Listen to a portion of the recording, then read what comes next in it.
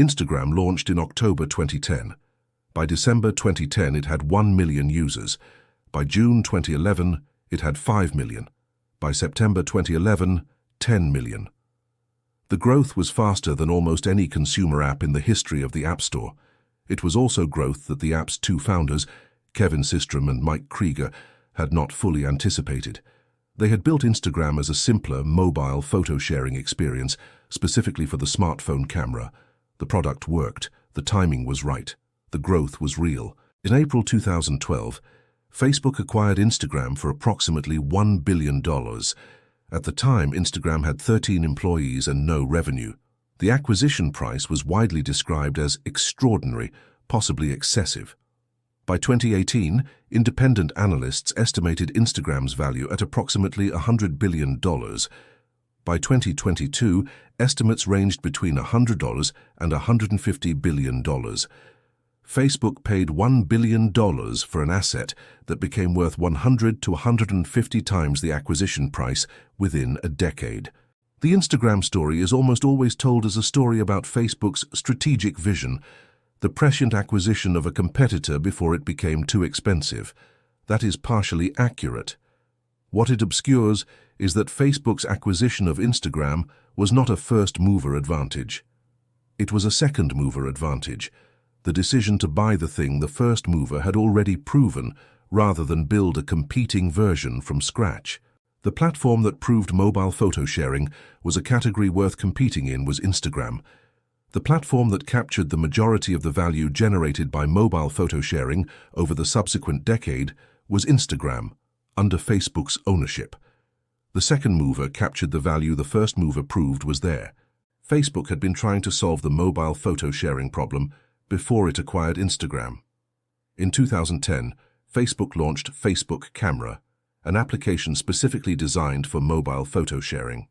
It did not succeed at the level Instagram had. The interface was more complex, the sharing experience less immediate, and the product lacked the specifically curated aesthetic quality that Instagram's filters had made the defining feature of a mobile photo. This is the first mover-second mover dynamic in its most instructive form. The first mover proves a market exists and demonstrates what the winning product characteristics are. The second mover builds or acquires a product with those characteristics, having avoided the experimental failures the first mover navigated to identify them. Twitter experienced a version of the same dynamic. Twitter did not invent the concept of short public broadcasting. It proved the concept and demonstrated the market. Facebook then built features, the status update, the news feed, that captured significant value in the market Twitter had proven.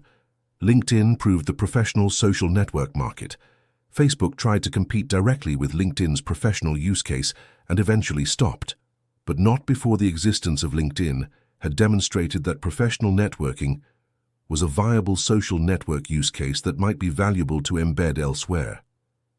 The second mover advantage is not a generic endorsement of imitation over innovation. It is a specific structural advantage available to organizations that have the resources to wait for a first mover to prove a market, and the execution capacity to capture value in that market once proven. Have you ever watched a company prove a market and then watch a better resourced competitor take the majority of the value the proof demonstrated was available? Leave a comment. The specific mechanism that made Facebook's Instagram acquisition so dramatically value-creating requires understanding what Facebook had that Instagram did not. Facebook had approximately 900 million users in April 2012. Instagram had 30 million. The network that Instagram was competing for, the network of social relationships that determined which photo-sharing platform your friends would use, was already substantially built on Facebook.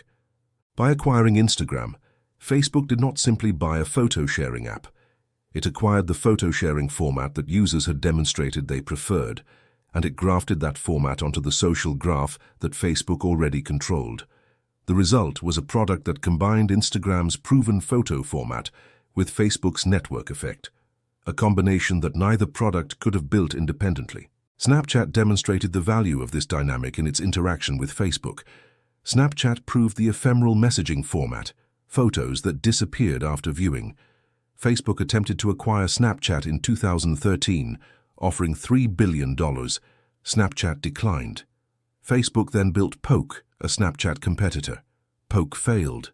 Facebook then built Stories, a near-identical Snapchat feature, into Instagram, WhatsApp, and Facebook itself. By 2019, Instagram Stories had approximately 500 million daily active users. Snapchat had approximately 190 million. The second mover, with a larger network, captured the majority of value in the category the first mover had proven.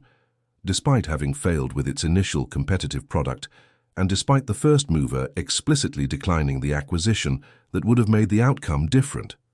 If the specific structure of how second mover advantage works, proving, waiting, acquiring or replicating, scaling via network, is what makes this channel worth your time, the like is the direct signal.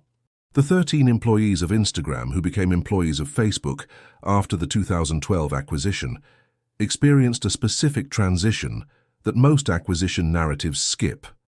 They had built a product that had grown faster than almost any mobile app in history. They had proven a market. They had built genuine cultural capital.